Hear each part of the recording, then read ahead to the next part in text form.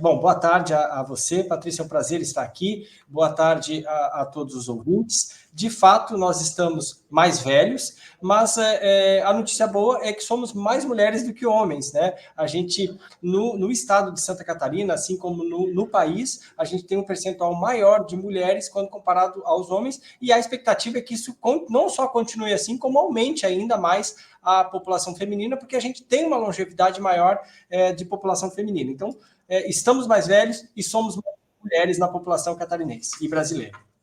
Como que a gente sabe, Patrícia, que a população envelheceu? A gente tem uma coisa que chama mediana, que divide a população entre os mais jovens e os mais velhos. Em Santa Catarina, em 2010, essa mediana era de 30 anos, ou seja, metade da população catarinense tinha até 30 anos e a outra metade acima de 30. Agora, essa mediana passou no estado de Santa Catarina para 35 anos, ou seja, metade da população tem até 35 anos e a outra metade mais de 35. E aqui em Florianópolis, um pouquinho mais velho.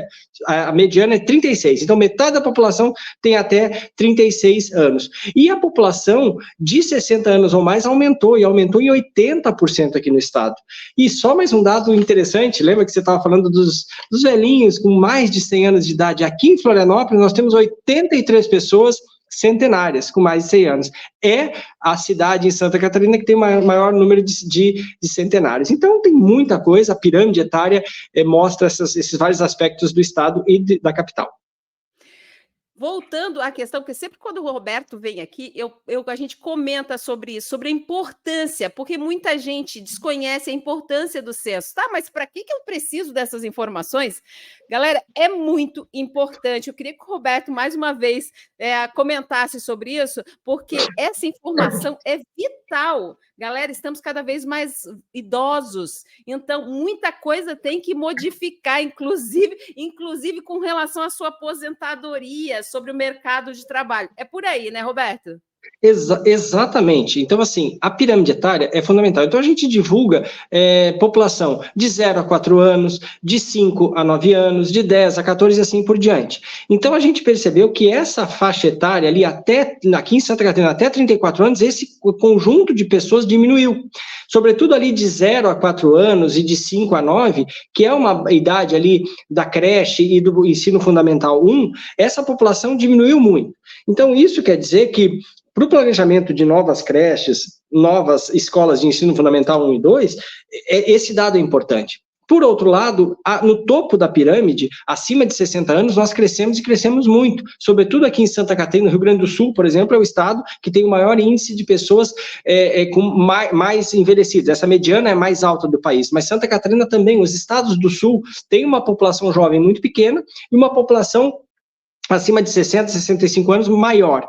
E o que acontece? Isso, como você bem falou, pode causar impactos na Previdência. A gente tem cada vez menos pessoas entrando no mercado de trabalho, a gente ainda tem um bônus previdenciário, vamos dizer assim, porque a gente tem uma população de 14 a 65 anos ainda grande aqui no estado. Mas para as próximas gerações, a gente não vai repor essa população. Então, a gente está causando aí uma situação que no futuro pode ter problemas para a Previdência. E só mais um dado importante, que eu acho legal, eu falei ali que a gente tem mais mulheres que homens. E realmente, aqui em Santa Catarina, a gente tem 51% de mulheres para 49% de homens. E em Florianópolis, deixa eu só pegar o dado aqui, é um pouquinho maior. A relação é de 52% de mulheres para 48% de homens. Só que, veja bem, nascem mais homens do que mulheres. A gente tem isso em todos os estados, nascem muito mais homens do que mulheres. Só que no estoque total a gente tem mais mulheres, porque nascem mais homens, a gente perde população masculina ao longo da década. E as mulheres vivem mais. Por conta dessas duas situações, aí a gente acaba que desde 1991 a gente tem mais mulheres do que homens e a expectativa é que aumente ainda a população feminina. Na verdade, os homens ali estão em maioria quando estão aí até 34 anos, foi isso mais ou menos que eu peguei. Na época de força de trabalho, vamos dizer assim, né? Maior força de trabalho, os homens estão ali. Só que a longevidade da mulherada está arrasando, hein? Isso, é exatamente esse número. Até 34 anos, em todas as faixas até 34 anos, a gente tem mais homens do que mulheres. Mas de 35 até 100 anos, todas as faixas a gente tem mais mulheres do que homens. A gente tem, Patrícia, um índice de mortes por causas externas, violência, o uso de entorpecentes, violência no trânsito, acidentes de trânsito, uma série de 11 vezes maior em homens comparado com mulheres nessa idade ali de 24 a 34 anos, né? 11 vezes maior. Então, a gente perde muita população. Então, nasce um estoque grande de homens, mas aí, quando chega a 34 anos, nessa média, começa a ter mais mulheres do que homens. E aí, além disso, as mulheres têm uma longevidade maior. Em média, aqui em Santa Catarina, a expectativa é de 82 anos para mulheres e 78 anos para homem. Então, e cada vez está aumentando mais, ano a ano aumenta essa expectativa de vida da mulher um pouquinho mais do que a do homem. Então, a gente cresce o contingente de mulheres. E isso é assim em todo o Brasil. Então, a gente vai ter cada vez mais um Brasil feminino. Então, esse dado é importante. Para projetos futuros, isso é vital saber, né, Roberto? Porque realmente tem que ser promovido um projeto direcionado, tem que ser pensado esse dado, é muito importante. Isso, uma outra divulgação que a gente vai fazer, Patrícia, é o que a gente chama de pesquisa urbanística do entorno. É um nome grande, mas é bem simples. A gente, quando fez o censo, a gente pesquisou 10 itens da cidade. Por exemplo, se tem iluminação pública, é fundamental para as mulheres, né? Para todo mundo, mas assim, o que a gente sabe da violência contra a mulher, então, uma cidade iluminada, sem becos, sem escuridão, é muito mais salutar. Se tem acesso a cadeirante, rampa de cadeirante, se tem obstáculo na calçada, se tem ponto de ônibus, se tem identificação, todas essas questões, para uma cidade que está cada vez mais feminina e cada vez mais idosa, é fundamental que nós tenhamos uma mobilidade mais fluida na cidade. E esse dado o IBGE vai entregar para as prefeituras, 5.570 prefeituras do país, a gente vai entregar esse mapa, com mapa de calor, inclusive dizendo onde que tem mais problema e onde que tem menos problema, para que se possa traçar política pública para esse novo Brasil. Como eu falei, um Brasil mais velho, um Brasil mais feminino. Falando nisso, como Santa Catarina está com relação aos demais estados, ao restante do Brasil? É uma boa pergunta. Como sempre, por sinal, né? Santa Catarina, ela tem... Isso é interessante. Santa Catarina tem, tirando o Rio Grande do Sul, Santa Catarina tem uma segunda população mais envelhecida, né? Então, e também a gente tem um dos menores índices nessa base da pirâmide, de 0 a 14 anos, dividido ali de 0 a 4, de 5 a 9, de 9 a 14.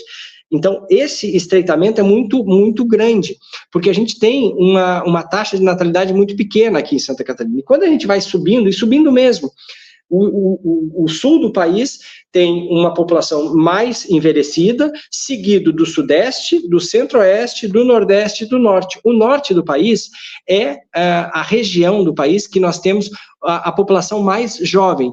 A gente tem uma grande população indígena e na população indígena ainda é bastante comum um número de filhos muito grande. Então, a gente tem essa taxa de natalidade grande que faz com que a média, essa mediana que eu falei, fique um pouco mais abaixo. A mediana do país é exatamente igual à de Santa Catarina, 35 anos. Florianópolis um pouquinho mais velho, 36. Metade da população tem até 36 anos. Quando você vai lá para o norte, você chega a 28, em algumas cidades até 22. Então, cidades realmente muito jovens, metade da população até 22 anos. Então, Santa Catarina é um dos estados que tem a população mais envelhecida, e isso é um processo que só tende a continuar nessa mesma linha. Não tem nada que indique, mesmo com a migração, que a gente não divulgou ainda, nada que indique que a gente vá diminuir ou rejuvenescer a população. A gente continua com uma população envelhecendo e cada vez mais mulheres. Preocupante, hein, Roberto? Muito preocupante isso. Mas, vamos dizer assim, qualidade de vida, né, Roberto? É qualidade de vida. Esses dados demonstram que a qualidade de vida interfere na longevidade das pessoas. Agora, deixa eu te perguntar uma coisa também sobre uma outra pesquisa que saiu, o IBGE liberou faz, acho que algumas semanas, sobre o trabalho remoto, que a gente, além de mais velho, estamos começando a trabalhar ainda mais nessa questão de casa. Isso vem da pandemia e agora parece que se estabeleceu e está crescendo.